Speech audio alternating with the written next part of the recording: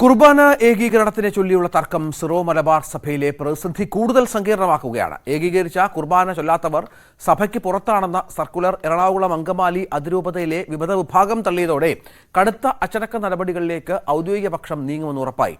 എന്നാൽ ഏത് നടപടിയും നേരിടാൻ തയ്യാറാണെന്ന് വൈദികരും വിശ്വാസികളും അടങ്ങുന്ന വിമത വിഭാഗം വ്യക്തമാക്കിയതോടെ എറണാകുളം അങ്കമാലി അതിരൂപതയിൽ സ്ഥിതിഗതികൾ ക്രമസമാധാന പ്രശ്നത്തിലേക്ക് നീങ്ങാനും സാധ്യതയുണ്ട്. ഡാനി ഇപ്പോൾ ചേർന്നു. ഡാനി, ഒരുപാട് ശ്രമങ്ങൾ ഈ വിഷയം പരിഹരിക്കാൻ വിവിധ തലങ്ങൾ നടന്നതാണ്. പക്ഷേ രണ്ട് കൂട്ടരും, ഔദ്യോഗിക വിഭാഗവും വിമത വിഭാഗം എന്ന് പറയുന്ന മറുവിഭാഗവും അവരുടെ നിലപാട് ഉറച്ചു നിൽക്കുകയാണ്. എന്താണ് ഏറ്റവും പുതിയ പരിഹാര ശ്രമം പുരോഗമിക്കുന്നത്? അതോ ഇത് സഭയുടെ തന്നെ ഒരു പിളർപ്പിലേക്ക്, അതിൻ്റെ ഒരു സാധ്യതയിലേക്ക് വിരൽ ചൂണ്ടുന്നുണ്ടോ?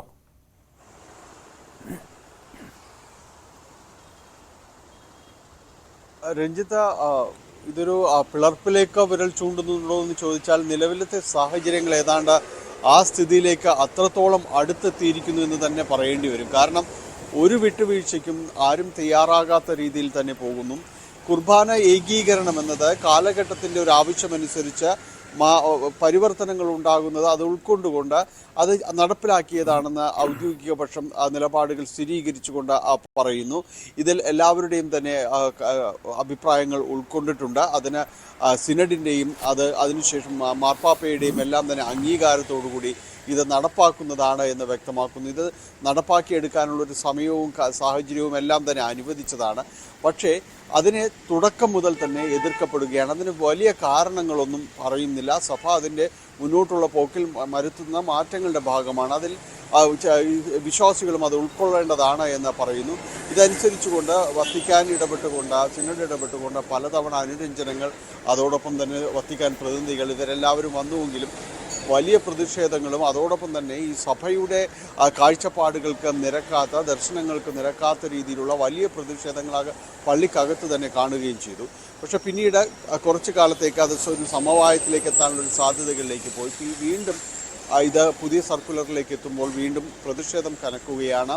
ഒരു ഭാഗത്ത് വിമത വിഭാഗം എന്ന് പറയുന്ന വിശ്വാസികൾ സംഘടിച്ചുകൊണ്ട് അവർക്ക് ഏതാണ്ട് എറണാകുളം അങ്കമാലി അതിരൂപതയിലെ വൈദികർ അവർ മുഴുവനായിട്ട് തന്നെ പിന്തുണ നൽകുന്നൊരു സാഹചര്യം. 300 പേരോളം തരുന്ന ഒരു വൈദികരുടെ സംഘം തന്നെ, ഏതാണ്ട് അത്രത്തോളം വൈദികരാണ് ഇവിടെ ഉള്ളത്. അത്രയും വൈദികർ സഭയുടെ നിലപാടുകൾക്ക്, ആർച്ച് ബിഷപ്പിൻ്റെ നിലപാടുകൾക്ക്, വത്തിക്കാൻ്റെ നിലപാടുകൾക്ക് എതിർത്ത് നിന്നുകൊണ്ട് തങ്ങൾ ഇത് അംഗീകരിക്കാൻ കഴിയില്ല എന്ന് പറയുകയും ചെയ്യുന്നു. ഇപ്പോൾ ജൂലൈ 4-നകം ഇങ്ങനെ ഏകീകരിച്ച കുർബാന ചൊല്ലാത്തവർ സഭയ്ക്കകത്ത് ഉണ്ടാകില്ല എന്ന് കൃത്യമായ രീതിയിൽ പറയുമ്പോൾ ഇതിന് സിനഡിൻ്റെ അംഗീകാരമില്ല. വളരെ പെട്ടെന്ന് ചില നിക്ഷിപ്ത താല്പര്യക്കാർ ഇത് നടപ്പാക്കാൻ ശ്രമിക്കുന്നതാണ് എന്ന് വിമത വിഭാഗം ആരോപിക്കുകയെല്ലാം തന്നെ ചെയ്യുന്നുണ്ട്. ഏതായാലും സ്ഥിതിഗതികൾ അതീവ സങ്കീർണമാണ്. ബസലിക്ക ഏതാണ്ട് ഒരു വർഷത്തോളം തന്നെ ഇത് അടച്ചിടേണ്ട ഒരു സാഹചര്യം തന്നെ ഇവിടെ ഉണ്ടായിട്ടുണ്ട്. അപ്പോൾ നിലവിലെ ഒരു സാഹചര്യങ്ങളും കാര്യങ്ങളുമെല്ലാം ആ രീതിയിലേക്ക് പോകുന്നു. ഇനി സർക്കുലർ വായിക്കേണ്ടതാണ് പള്ളികളിലെന്ന് നിഷ്കർഷിച്ചിട്ടുണ്ട്. അത് ഏതെല്ലാം പള്ളികളിൽ വായിക്കും എന്നതും വലിയ വിഷയത്തിലേക്ക് വരുന്നു. സിറോ മലബാർ സഭയിൽ എറണാകുളം അങ്കമാലി അതിരൂപതയിൽ മാത്രമാണ് ഈ രീതിയിലുള്ള തർക്കങ്ങൾ നിലനിൽക്കുന്നത്. വലിയ വിഷയങ്ങളിൽ വരും ദിവസങ്ങളിൽ പ്രതീക്ഷിക്കുന്നുണ്ട്. വലിയ തർക്കങ്ങളിലേക്ക് എറണാകുളം അങ്കമാലി അതിരൂപതയിൽ കാര്യങ്ങൾ പോവുകയാണ് എന്ന കാര്യത്തിൽ ഒരു സംശയവുമില്ല. രഞ്ജിത്ത്, അതാണ് സാഹചര്യം. ഏതായാലും എറണാകുളം അങ്കമാലി അതിരൂപതയിൽ അന്വയ ശ്രമങ്ങൾക്ക് സാധ്യതകൾ ഉണ്ടാകുന്നില്ല. ഇരുവിഭാഗവും തങ്ങളുടെ നിലപാടിൽ ഉറച്ചു നിൽക്കുകയാണ്.